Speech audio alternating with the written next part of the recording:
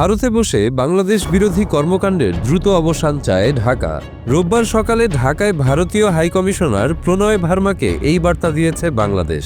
পাশাপাশি ইনকিলাব মঞ্চের আহ্বায়ক শরীফ ওসমান হাদিকে হত্যার চেষ্টায় জড়িত সন্দেহভাজনরা ভারতে প্রবেশ করলে গ্রেপ্তারের আহ্বান জানিয়েছে বাংলাদেশ। বাংলাদেশের এই বার্তার পর ভারত সেই দাবি প্রত্যাখ্যান করেছে।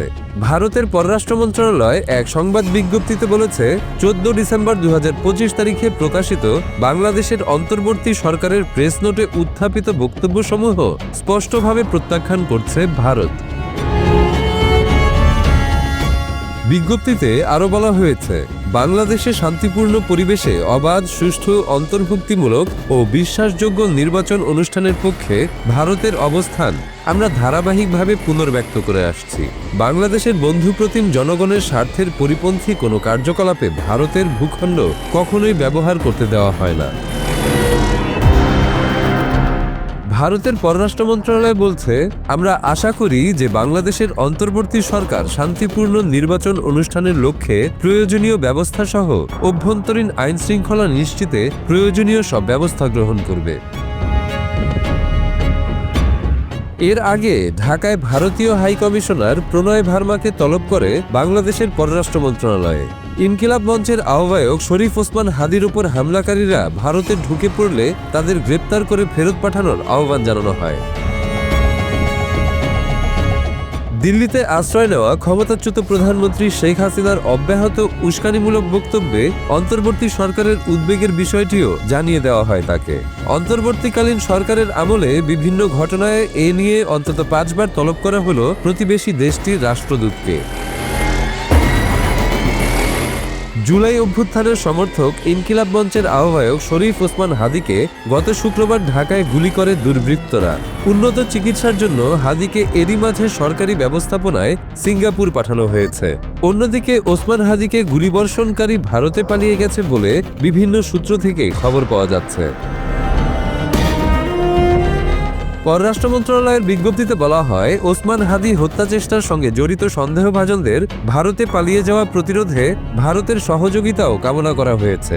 তারা যদি ভারতীয় ভূখণ্ডে প্রবেশ করতে সক্ষম হন, তবে তাদের তাৎক্ষণিক গ্রেপ্তার ও বাংলাদেশের কাছে প্রত্যর্পণ নিশ্চিত করার অনুরোধ জানানো হয়। আওয়ামী লীগ সভাপতি শেখ হাসিনা দিল্লিতে থেকে নানা বক্তব্য বিবৃতি দিয়ে চলেছেন। তা বন্ধ করতে অন্তর্বর্তী সরকারের পক্ষ থেকে বিভিন্ন সময় আহ্বান জানানো হলেও নয়াদিল্লি তাতে এখনও কোনো সাড়া দেয়নি। জুলাই আন্দোলন দমনে মানবতাবিরোধী অপরাধ সংগঠনের দায়ে গত 17 নভেম্বর বাংলাদেশের আন্তর্জাতিক অপরাধ ট্রাইব্যুনাল শেখ হাসিনাকে মৃত্যুদণ্ড দেওয়ার পর তাকে ফেরত দিতে নয়াদিল্লিকে আনুষ্ঠানিক অনুরোধ জানায় অন্তর্বর্তী সরকার। এই আবেদনের বিষয়েও তেমন কোনো সাড়া পাওয়া যায়নি। এদিকে ত্রয়োদশ সংসদ নির্বাচন ও গণভোটের তফসিল ঘোষণার পর শেখ হাসিনার আরও বক্তব্য বিবৃতি আসতে থাকে। সেই প্রেক্ষাপটে আবার ভারতের হাইকমিশনারকে তলব করল পররাষ্ট্র মন্ত্রণালয়। রাষ্ট্রীয় অতিথি ভবন পদ্মায় তাকে ডেকে নিয়ে সরকারের পক্ষে উদ্বেগ তুলে ধরেন পররাষ্ট্র সচিব আসাদ আলম সিয়াম। ভারতীয় হাইকমিশনারকে বলা হয়, পলাতক শেখ হাসিনাকে উস্কানিমূলক বক্তব্য দেওয়ার সুযোগ করে দেওয়া হচ্ছে, যার মাধ্যমে তিনি তার সমর্থকদের সন্ত্রাসী কর্মকাণ্ড চালিয়ে আসন্ন নির্বাচন বানচালে প্ররোচিত করছেন। এই ঘটনায় বাংলাদেশ গভীরভাবে উদ্বিগ্ন।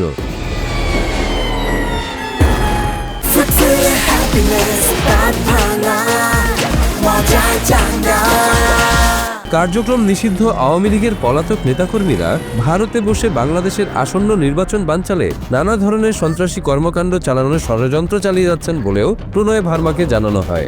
ফ্যাসিস্ট এসব সন্ত্রাসীকে গ্রেপ্তার করে বাংলাদেশে ফেরত পাঠানোর আহ্বানও জানানো হয়।